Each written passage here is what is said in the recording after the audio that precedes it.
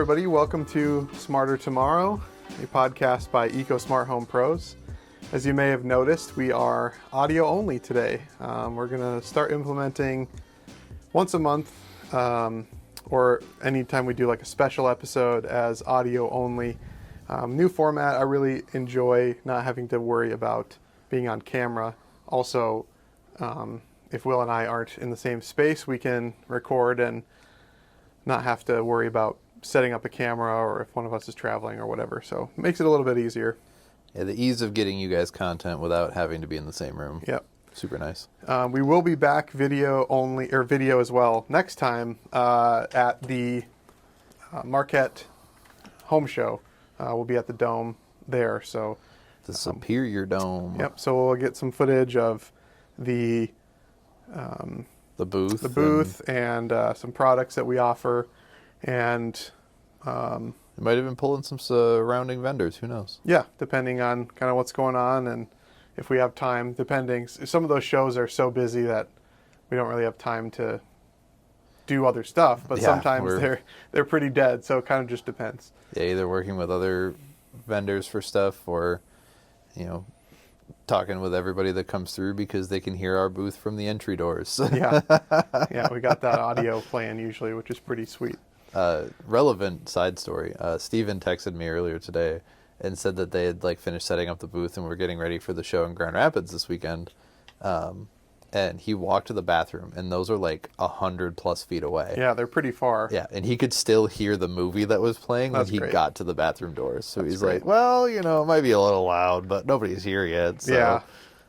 Apologies to any vendor that's right next to us. We'll keep it down a little bit, but no, it's usually not too bad. It's I think last year Sarah actually had to come and tell us to turn it down a couple times because we were overpowering the radio booth next to us. Yeah. That's just, there's kind of a balance. It's nice to have, but we don't want to be too loud. Yeah. But anyway, today is,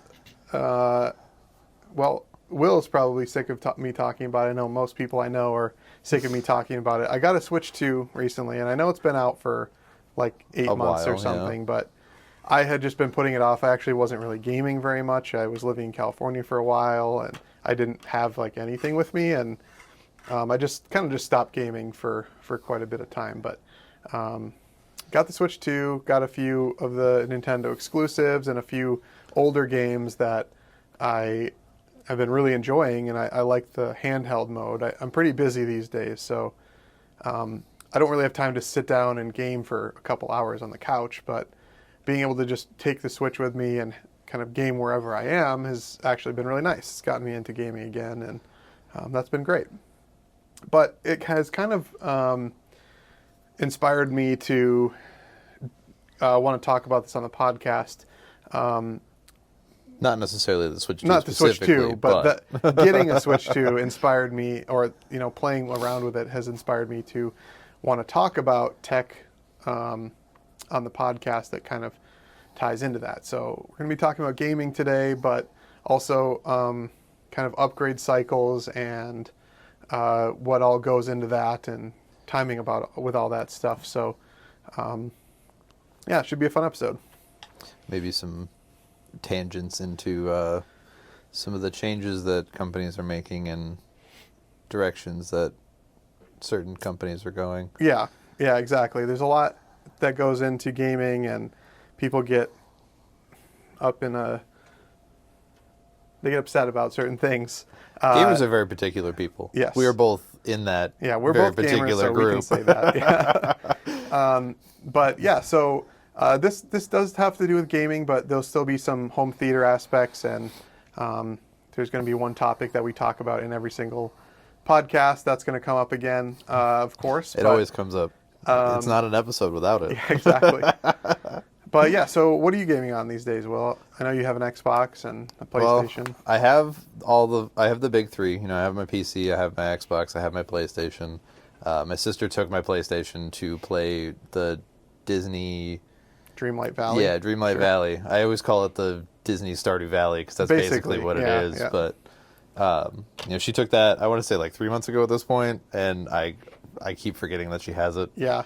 It's a good game. I have dabbled with it. It's not really my genre, but As far as like a Disney game goes, usually they don't really put a whole lot of effort into it, but that game is bumping. I know people who like that cozy style really, really like that game. Yeah, she's been playing it. She was originally playing it on like her iPad for the mobile version. Oh, right. But I guess the console version is different and has like more functionality, but doesn't do crossplay.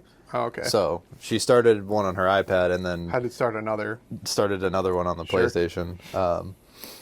But the big thing or I guess the big thing that I look for when I try to game on console is I use like a higher end HDMI cable. Sure. I don't use just like the generic one that comes with the console or like the generic one you can get from Walmart or whatever. I actually still have an AudioQuest Sky cable from when Best Buy was open. Sure. The higher end HDMIs. lived connected to that TV. And I do the same thing for my PC. Like I use DisplayPort on my main monitor. The other two I don't think support DisplayPort anyway, but they're used for Discord and other things. So, right. But making sure that I have that higher quality for the display so that I get the better refresh rate or I get the better audio quality coming through it. What about you? What are you doing besides the Switch 2? Yeah, I mean, obviously that's my new thing. Handheld gaming has really been taking my attention, but I have a Series X that I have at the office because I just don't play a lot of, like, I don't sit on the couch anymore. I grew up with an NES and PC, and I played PC forever and NES for those Nintendo games and stuff, but I was a 64 kid. Sure. Still have it, actually. Nice. But we were really poor, so we didn't upgrade every year or every time there's a new console. I did have the PlayStation 1 and the PlayStation 2. The PlayStation 2 is the biggest gamble in gaming history. Yeah, it was. Well, I didn't get it at launch. We could not afford that. I got it secondhand from somebody. I don't mean like the expensive part of it. I mean, you put a game in and you pray that the logo came up. Hopefully, it'll work and come up, but you never know. So that was good. And then I kind of, after PS2, I shifted back to PC because I got my own laptop for college. And that was your WoW days, right? Not yet. So college, I was PC, and I bought my computer, and it came with the Orange Box collection, which was phenomenal set of games. Half-Life 2, Portal, TF2, great games. Half-Life 3 when? Yeah, I know, right? Probably never at this point. But I really got into PC gaming, and then I built a PC after that, my first desktop. And I had messed around with building PCs here and there, but that was my first, I'm going to build a gaming PC, and this is how I'm going to do it. So that's when I really got into WoW, my sophomore year of college, and I got a PS3 at some point, a few years after it came out, and I just wasn't really into consoles, but this is a long story to basically say now that... To say nothing, yeah. Yeah, to say now that I've got a Switch 2, I've got a PS5 at home, because if I'm going to game, that's at home, that's what I'm going to game on, or the Switch. And I haven't had a PC in a while. I've got a Mac, but any game I'm going to play on the PC, there's not that many. And those games that I do want to play on PC, I can play on Mac, so it's fine. Really, the last thing I played on my... That's really changed too, right? It really has, the taboo of gaming on a Mac is less of a taboo these days. Even when I was still into WoW, they had launched new... for a long time, you had to play through a launcher and launch... Yeah. You had to run Windows on your Mac, but then they made it so it would work on Mac. And when Apple Silicon came out, they released a whole new version of WoW that runs natively on Apple Silicon, which it runs great. Haven't played that game in years, but I'm sure it still runs wonderfully. But I really don't play much on my computer. The last thing I played was Stardew Valley with my partner. We played after the last season for our ceramics thing. I was so burnt out. We did nothing but play Stardew Valley for a week straight. Which is just another work game. So you stopped working to play a work game. We stopped working to play more work, but it's fun. I mean, I don't really... She was doing the heavy lifting with the farming and stuff. I just wanted to go fight stuff and mine in the mines and stuff. But just hang out. Yeah, but so I have everything, but mainly I've just been handheld gaming. It's been been pretty fun. But anyway, yeah, so that whole, thinking of the advancements. Yeah. So going into Switch 2, I had a Switch 1. I never upgraded to the OLED. I never got a Lite or anything like that. I had the OG Switch 1, and thinking about that, that thing came out in 2017, and it was like 8 years until the Switch 2 came out. Right. And whether or not the Nintendo consoles are underpowered or whatever, that's not what I'm saying. The amount of time between console releases, like 8 years, that's crazy. You think about modern tech, TVs. Well, TVs can go a little while, but phones, for example, most people are upgrading their phones at least every other year, if not every year. But then you have to, weigh the cost benefit of, sure, a new phone comes out every year, but how much is actually changing? Yeah, exactly. And knowing what's in those to see what's actually changing instead of just listening to the ads of oh, the camera's better, the, battery's better, the processor's faster, Well, that's the thing. For the most part, those iterative upgrades are not worth it for most people. If you have a 17, for example, I have an iPhone 17 Pro Max. I'm a huge tech person, so I'll probably get the next one. But if I wasn't, it doesn't make sense to get a new phone every year. Right. The upgrades aren't that much. But if you upgrade every other year, then that advancement's a little more. Yeah, you're if getting you a little upgrade bit every more of a 3 jump. years, that's even more. So it gets to a point where it does become worth it. And the problem is that not everyone's on the same upgrade schedule. So as a company comes out with a new phone every year, yeah, not everyone's going to buy it, but not everyone needs to buy it. Right. Or not everybody can because Not everyone if they're can, still in 'cause an agreement or anything Either like that or they can't afford it or whatever it is. Yeah, and But- I'm also a big tech guy, but I'm on the opposite side of the upgrade every year thing. I had a 15 Pro for it would have been 3 years now, but I upgraded to the Fold. I jumped ship from Apple to Android. Right.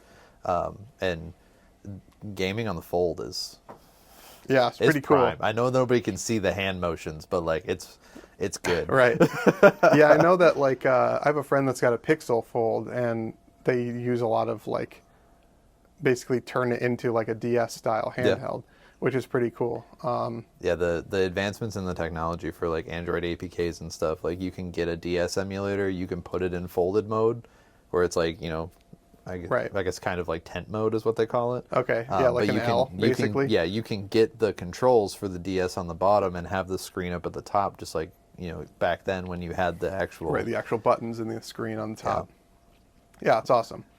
Yeah, again, not everyone needs to upgrade every year. My philosophy with technology and upgrading is the only two devices that I will upgrade every time there's a new device out is my phone and my headphones. And the reason is both of those devices I use every day. My phone is my most used device by far. Oh, yeah. Hundreds 100%. or thousands of hours. I mean, even if I wasn't on my phone all the time, it's just my most important device. It's obviously everyone knows your phone now, banking, social, calling, texting, but your maps is literally everything. So for me, it makes sense. Not everybody it does. But headphones, I also use those several hours every day. Oh, yeah, all the time. So those two things I upgrade all the time. But, my computer, or thinking about the console thing where, they don't come out with iterative upgrades the same way that phones do. People aren't going out buying a new console every year like they would their phone, even if they did come out with those. Granted, they do come out with kind of middle... there's the flagship launch, so this original Switch, the PS5, the Xbox. But then there are iterative upgrades. The PS5 Pro, when the Switch was the OG Switch was new, they had a better battery version, and then also the Switch OLED, which was kind of a middle tier upgrade. Yeah, because the PS3 to PS4 jump was 8 years, 7, 8 years. And they went from something that was great at that time and then continued making games that were still good for that hardware instead of constantly pushing it further and further to, get that planned obsolescence. Yep. Planned obsolescence. People get really upset about it. I think a lot of people hear buzzwords that the tech community say, or even like YouTubers or people in that sphere talk about, and they kind of don't really understand it. So planned obsolescence is not an inherently bad thing. People get upset, but really it's not a bad thing. The problem becomes when you have hundreds of millions of people who use a product. Let's say a cell phone company. Well, we don't need to throw shade. We'll just say cell phone company A, right? Cell phone company A makes a new phone every year, and they only have the resources to support that phone for X amount of years. Let's say 10 years, which is a long time. Some companies are less than that. Most companies are a little bit less than that, but 6, 7, 8 years is pretty normal for a tech company to support a phone. It's even normal for like car companies. Yep, car companies as well. They only make parts for 10 years after production, and then you have to go to like a classic car part at that point. Right. And so for a piece of tech, it doesn't make sense for that company to build a device that's going to last 25 years because of two reasons. One, they do not have the resources to indefinitely support a device. It just doesn't work. Financially, you can't, because that would be thousands of devices for thousands of, forever. The other thing is that people don't want their tech to just be stagnant. They want, when you upgrade your phone, whether it's in a year or in 6 years, you want the new phone to be better than the old phone. Tech can't jump forward if it's still trying to support all the old stuff, but also you have to make iterative upgrades in order for tech to continue to get better. You can't just whip a new thing out of the blue and say, okay, this is 10 years advancement in only 1 year. You have to make those incremental upgrades every year to get to, oh, this is what 10 years of advancement looks like. So I think people don't look at it in the right light. I understand that it sucks that, oh, I've had this phone for 5 years and I need to get a new one. But you know what? That's what tech is. It gets better, and if you don't move with it, you end up getting left behind. And that's same with a device. You buy a phone now in 2026, you can expect that by 2030 you're probably going to need a new phone. That's just how it is. It sucks, but I mean, you don't expect a car to last forever either. You see stories of people driving their cars a million miles, but eventually that car is going to break down. And guess what? You can't, aside from publicity stunts, you can't take your Ford Focus from, that has a million miles back to Ford and they'll fix it. They might for a publicity stunt, but they're not supporting that vehicle anymore.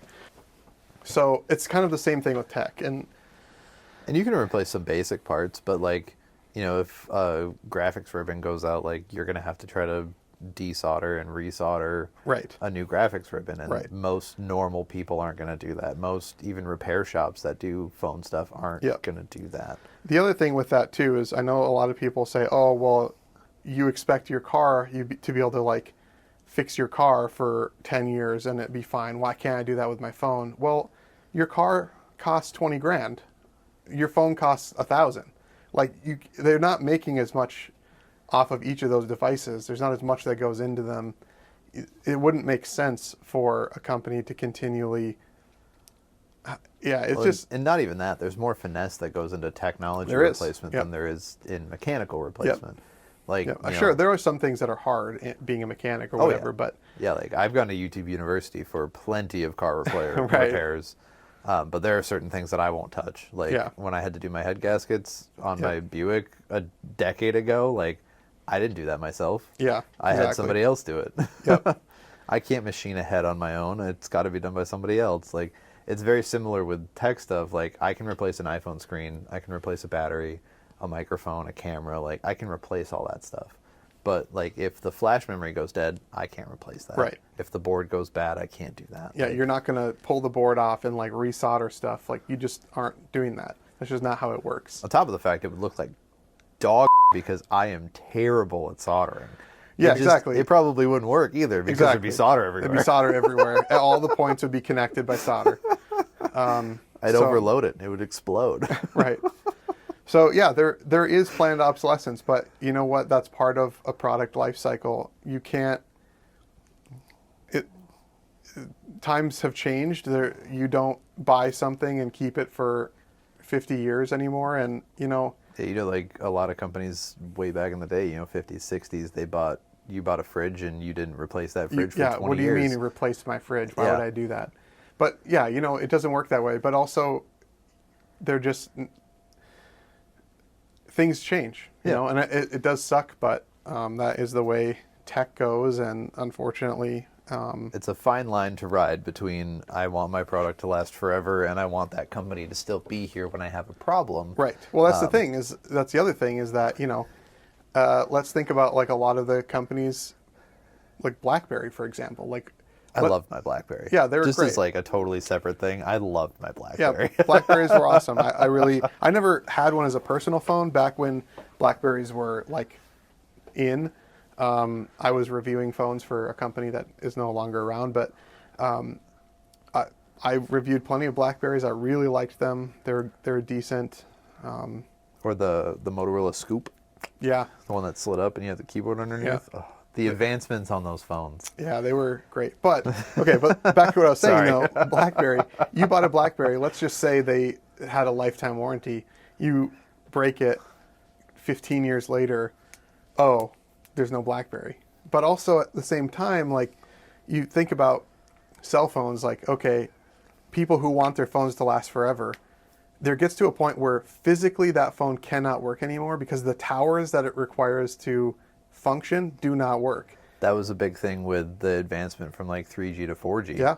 Or like 1X to 3G Yep. even. Like eventually those towers weren't supported anymore, so Yep. you didn't have service. You had to go get something new. Yep. And I think what happens is people are looking at this in a vacuum and they're not looking at what else is happening or why these things aren't supported anymore. And they just say, oh, well, these companies are trying to get my money. It's like, okay, well, two things. One, companies need money. That's why they exist, to get your money, to give you a product and get your money. But also, two, they're not doing it to like screw you. It's just a product of like iterative advancement. You eventually get to a point where that old product is so old it can't be supported anymore. Yeah, like I think if I dug hard enough in any of the boxes of stuff that I have scattered between my mom's house, my grandparents' house, even my house, I could probably find one of my old like iPhone 4, 4S's. Yeah. It wouldn't do anything anymore. It would turn on, even if you powered it on, even if you could connect it to Wi-Fi. I've seen videos of people, they'll connect their OG like phone to Wi-Fi and like try to access YouTube, but things change so much. Like even the YouTube database is coded differently than it used to be. So you couldn't even watch a video if you wanted to because it just doesn't work. But conversely, the people that take like new next gen consoles, like a PS5 or whatever, and they do all the backwards compatible plugins that then they can plug it into one of the old CRTs. Right. That's funny. It is like the dynamic of how that works for doing the funny stuff versus I want this thing from 20 years ago to still work. Right. And don't get me wrong, like I have nostalgia for that stuff too, but at the end of the day, my cell phone can do a lot more than it could 2 years ago, 5 years ago, 10 years ago, 20 years ago. And I'm hoping in 10 years it's going to be able to do even more. And this just unfortunately the name of the game is that eventually you have to upgrade.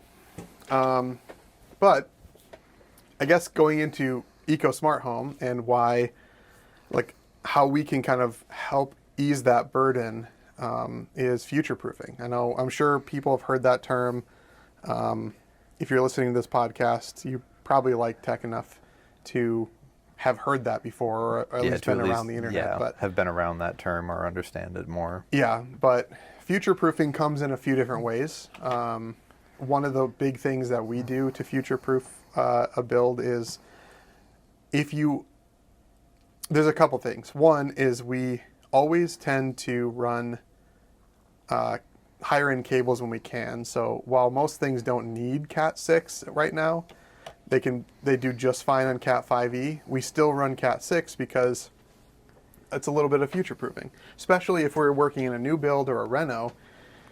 It's cheaper to run that cable now than it will be to wait until 5 years from now when you're upgrading your hardware. Right, and then you're putting more into that project for, cutting holes in walls, fishing wire, stuff like that. Exactly. There have been times where we've run Cat 6A on a project, which nobody needs Cat 6A. Yeah. Even Cat 7 and Cat 8 exists, but there's no you're not really there's no feasible use for that. Yeah, yet. you're not really using that. It's like it would there's, be like there's running future proofing, and then there's generational future proofing. Right.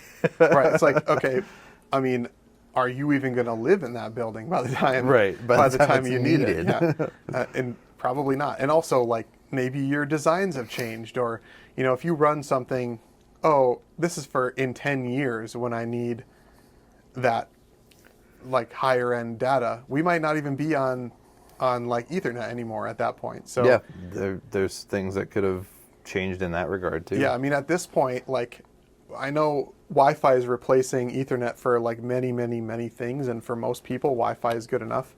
There are still some things that we recommend Ethernet, but I mean, nobody would have guessed even 10 years ago that Wi-Fi would be fast enough now that it is actually not that big of a deal to just say, I want to just do Wi-Fi in like a reno where you're not ripping into walls, for example. Right. Yeah, we do that a lot with renovations, at least for projects, like people that don't want to do a lot of extensive stuff to the house. Like we can make Wi-Fi solutions work. Exactly. Like Mike and I are actually going to be doing an install next week at some point for a couple here in Marquette. And we're just redoing their Sonos setup because their Wi-Fi solution is good enough for what they want to do. They're too, middle-aged, slightly above middle-aged, if you want to, put a number on it. And they hang out, they watch TV, they listen to music sometimes. They don't need, a gig up and a gig down for their internet. Yeah. I mean, I would argue that the majority of people don't. Maybe for a business solution, but even then, I'm very tech savvy. My partner is as well. We both have desktop computers. We stream a lot. We game, but I only have one device that's hardwired, and that's my computer. And the only reason I have that is so I can upload and download things from our company server for this podcast. I mean, if I didn't have that, I don't need that fast of internet. Like I'm just fine how I am. So yeah, I mean, but back to our other point about running wire. So that's one thing that really you can future proof. Let's say or you have an idea. Maybe in a few years, I want to. You're building a house. In a few years, you might want to expand your cameras, and you have an idea of where you might put those. We might run wires and just keep them in the wall, and then mark with them. something. Yep. We have a product called XSpot that uses magnets to you just put the magnet over the wall wherever it sticks. That's where we put the spot. We drill a little hole, pop the cable through. And you can pop that cable. And we do that we've done that for cameras. We've done that for lighting. We've also done that for like TVs, but also if people aren't sure if they want to do smart blinds right away, we've done that for blinds because windows typically aren't going to move, and I would hope not. No, exactly. But you might want to move where a camera is going to go. Right. But a window, if you do a new build or a reno now and you don't aren't sure if you want to do smart blinds, we might just run those cables anyway. It's only going to cost a little bit. But it's way cheaper to do it now than it will be later. It gives you the option. And it gives you the option to later without us having to rip open your walls or have a super ugly cable and housing on the wall. And power, like a power supply down low. Yep. So, and then having to either, put racetrack or just have a cable that runs down the edge of your window. Being able to plan for those instances is better. Exactly. So yeah, there's definitely times where it's worth kind of leaning into that future proofing, and times where, if you know your usage, or you can't plan for everything. Eventually, there's going to be products out that you would not even dream of, 5 years from now. So you can't really plan for everything. But what you can do is try to future-proof where you can.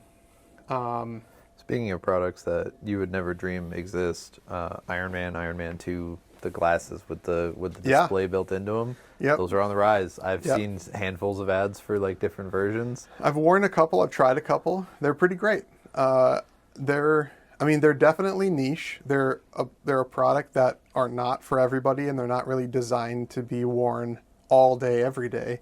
But like the Meta glasses, or like the glasses with the cameras in them, or even with like Siri or Alexa or Google and built in, they're pretty cool. I've seen ones with like actual like a HUD in it. Yeah. Well, Google Glass was like one of the OGs back in the day. And everybody made fun of Google Glass. They did, but I did have a friend who pre-ordered one, and he got one shipped, and I tried it out, and it wasn't what people thought it was going to be, but for the time, it was pretty advanced. Yeah, it worked well for what it was for what the limitations. They were. They just weren't one of those things where, eventually, I think wearable tech is just going to be ubiquitous. Look at watches. I don't wear a smartwatch anymore, but I have a very specific circumstance. I have clay on my hands all the time. I was going to say that's an ominous way to put that. My main job now is ceramics, and because I have clay on me all the time when I'm at home, I just don't want to. I take it off to do clay stuff. Doesn't make sense. Yeah, never bothered to put it back on. Yeah. I don't wear one anymore because I jumped from Apple to Android, and my Apple Watch is useless. Yeah, and there's just not at this point. There are some smartwatches that are better on the Android side, but they're not as widely adopted, and they're not as good, in my opinion, as like the Apple ones. But that being said, even when the original Apple Watch, OG Apple Watch 1, well, it was just called Apple Watch, came out. Series 0. Series 0. People were like, okay, that's cool, but what do you do? Like nobody's going to wear it all the time. What good is it? Yeah. I was definitely on that train. Sure. Because we had that conversation when I started at Best Buy after you were already there. Everybody had one. Everybody used it for everything, and like you guys were pushing real hard that I needed to get one, and I was I hate watches. I don't want to wear it. Back then, there's a couple things that go into that. The people that worked at Best Buy, at least our Best Buy, our location, were early adopters. We saw that tech come in. We wanted that tech, and also we got it for a lot cheaper than the majority of people. So it was not really that stuff. No, but in general. Yeah. Other stuff. So it was easier to get like accessories for it and stuff. But so everyone at the store had one. But also, when you're working in retail, you can't be on your phone all the time. So having a phone on your watch was pretty nice. But the vast majority of people saw these things and they're like, "Wow, that's really dumb. I don't want. Why would I want that?" And I remember my parents were even on that train. Well, guess what? They both have Apple Watches now, and so does my sister. And it's like, wearable tech. So the watches, those rings are starting to become more and more popular. The Aura rings. There are even some that go along with the glasses, where you can control the glasses with the ring. Yep. I think that tech, it's just going to be, in 10 years, let's say, it's going to be so ubiquitous that we're going to think back and say, oh, you remember when we were like, oh, why would you ever want smart glasses? Well, I think it's pretty cool. I don't think it's to the point now where I'm ready to upgrade. I'm usually an early adopter of a lot of that stuff, but some of it's just real expensive. It's very expensive. And that's why it becomes more of a niche market. It's not open to the general public, really. Exactly. One thing that's really cool that some of those glasses do that I've seen is they obviously pair with your phone, but you can set up like maps. And so I know you don't have one now, but Will and I are both ride motorcycles, and having a HUD like that on a bike would be super cool. Oh yeah, like I've seen the like attachments for helmets. Yep, they have put helmets a HUD now up on that there. Do that. Like that would be really, really cool. Not something I'm ready for yet, but eventually. It would be super cool, though. It would be super cool. Yeah, then you don't have to worry about a phone mount. You don't have to worry about bringing a battery pack with you. Yeah. Like, you'd have that all just, like, built into the helmet. Well, I know the last bike I had was an older, like, Sportster, and it basically had no tech in it at all. Nothing. Like, you could It didn't even have a gas gauge. Yeah, barely had electric start. Yeah, exactly. I mean, even my 2015 Sportster, when I had it, didn't have a gas gauge. Yep. I had to just know how far I had left until the light came on. It's pretty recent that they started. You could get one and put it in, but it would like reduce your gas amount that you could have in your tank and blah blah blah. But my current bike does have a gas gauge, which is nice. It has cruise control, which is nice. But the thing that it has that was kind of like weirdly revolutionary to me was a USB port. So I could at least plug my phone in and charge it while I'm riding. But yeah, it's kind of interesting how far behind certain companies are in their bikes. But speaking of future-proofing, speaking of upgrading technology, and speaking of gaming, if you're looking at getting a next-gen console or you're looking at upgrading your home theater setup, something that we talk about every time and we'll never stop talking about is Wi-Fi. Good networks. They save the day. Yep. You need to have a good network. One of the biggest things with that is mesh networks. Newer networks are all mesh networks. So there's a few different options out there, but any of the ones we have installed and the ones we support, it really does bump up your performance, not just like the speed, but also your connectivity and the range in your house, and also devices. So something people don't think about is a normal router can only handle X amount of devices, and people, as we're talking about more and more tech coming out, people are only going to have more and more and more and more devices in their house. Right.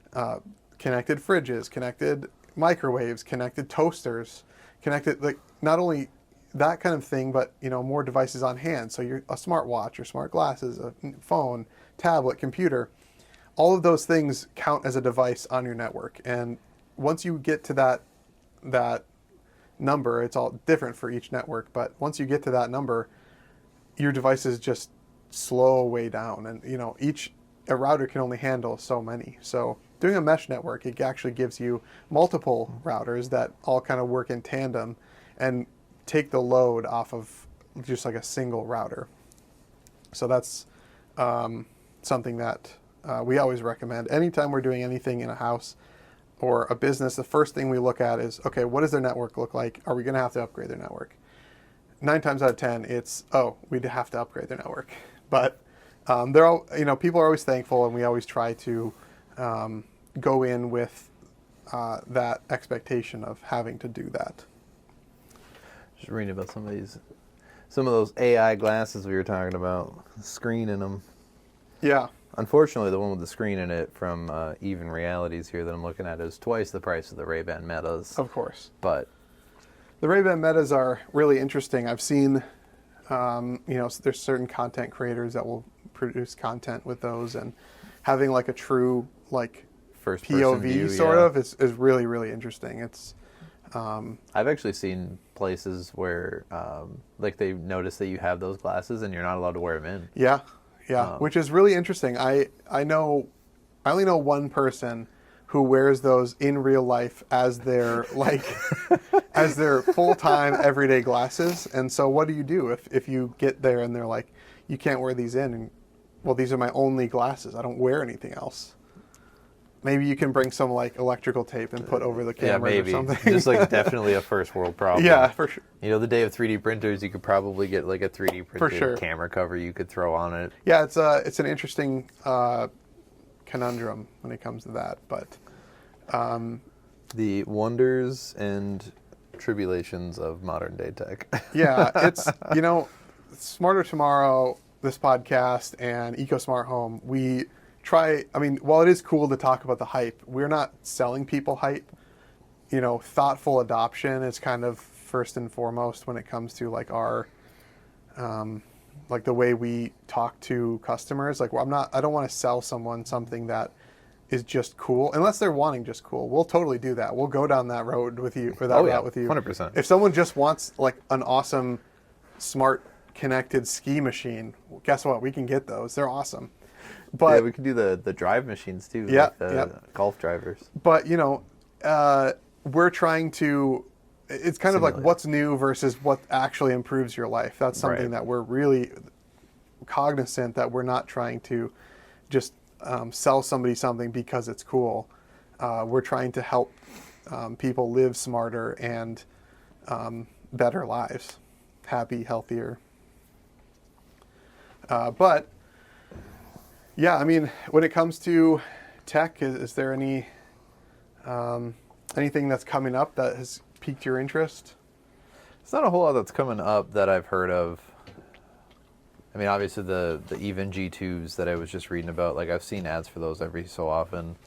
Unfortunately, they're $600 retail, so that's definitely not anything I'm going to be looking into in the near future. Yeah, exactly. The prescription one's probably even more. Right. But we did just see from one of our vendors, Feltrite, that they do like sound dampening panels. They're coming out with some new ones. They're doing 1x1 squares, 1x3, and 3x3 squares, and you can do 2 or 4 inch depth to get more sound absorption out of it. Good for people that are doing streaming or have a home office or anything.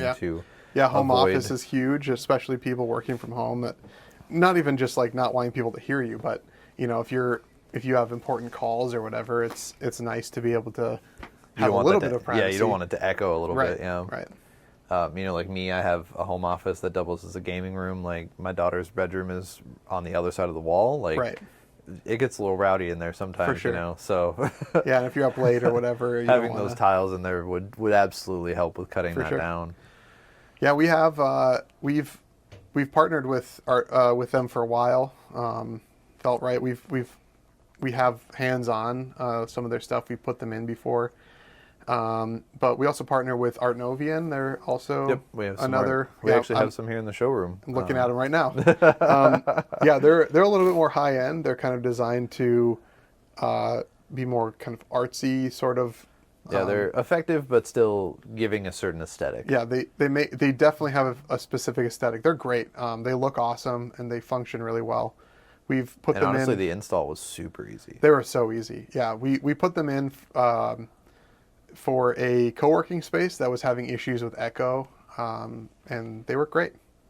Yeah, so there's plenty of tech out there, and when it comes to gaming, there's always those rumors of the newest and latest and greatest next gen consoles. We'll see. I'm not really ready to upgrade anytime soon, so I'm hoping that PS6 is still a couple years away. One of the newest consoles, you know, air quotes there, is the ROG Ally. I know has been one that's been advertised pretty heavily. You know, Steam Deck coming out with their OLED or whatever. Yeah. A lot of the handhelds are seeming to make a comeback. Yeah, handhelds have been a really big thing. I think the first Switch really showed people like, oh, handhelds can be like a premium experience. Like you can play AAA awesome titles on a handheld device where, you know, previously you would see, you know, they always had like the 3DS and that kind of stuff, but they were really a secondary device. You weren't playing your AAA AAA like Fallout or you know, Skyrim because it's been out for 35 years. Right. Well, Skyrim's on everything now. I'm surprised you can't get it on your phone, to be honest. Honestly, I probably could. Give me 5 minutes. Yeah. But yeah, it's pretty interesting how that gaming landscape has shifted. I mean, even Xbox, we're potentially on the brink of them not like even offering hardware anymore, which is crazy. That's been a rumor that's been floating around. Yeah. I mean, I don't know. I don't want to push rumors or whatever, but you know, it's just crazy that you're even hearing about it. Of spreading misinformation in this house. No, but it's just crazy to even hear. You know, Xbox has been around for so long, but yeah, it was a staple of my childhood. Like my first, I don't want to say real console because like I had a 64. I've had other like consoles, but like the first big console I had was the OG Xbox. You know, I had it was back when they didn't put just one game on a disc. You got more than one game on a disc. Yeah, or either that or it was like a game plus a demo of another game or something. Yeah, I had the OG Xbox with one of the games was Tetris on one side of the disc, and the other side of the disc was one of the original Star Wars games. Oh, nice. Yeah, that's awesome. Yeah, I put so many hours into that game. I mean, at this point, physical gaming is kind of going away. Too, and that's a big sore point in the gaming community. I know it as well. is, and I think a big reason is because a lot of gamers are also collectors of things. My brother is very guilty of that. Yeah, I'm happy to see digital gaming come in more into the forefront. I grew up as a PC gamer, and you didn't like even. I mean, at a certain point, you were using the discs, but very quickly, the disc was to download the game onto the PC, and then you played from the PC. And, that's just how I've been forever. And honestly, I don't like carrying around a ton of stuff. So if I'm going to play handheld, I don't want to have to bring cartridges or all this stuff with me. The big thing from then to now as well, even on PC gaming, was when you bought the game, like, you owned the game. Like, they couldn't just take that away from you. That's what a lot of people have that sore point with now, is when you buy digitally, you don't actually own it. The company can just take it at any point. And, I honestly don't care. I look at streaming music. How many people own their music nowadays? Very few. Yeah. And I get it. I totally understand, but I don't care. I don't want to own media. I don't want things. I don't want to, I'm trying to simplify my life, and I get that streaming services are a sore point, and it's, I don't own my thing. I don't blah, blah, blah. But for me, it makes my life easier to not own it and to pay the streaming service, and that's what I would prefer to do. So I get it. I get both arguments, but at the end of the day, you got to vote with your wallet, I guess. So if you don't like it, then don't buy it. Yeah, that's what it will. Anyway, appreciate everyone for listening. We'll be back next. Well, I won't be able to post right away, but next week I'll have some footage of the Dome show, and we'll be back on video. But thanks for tuning in, everybody, and we'll see you next time.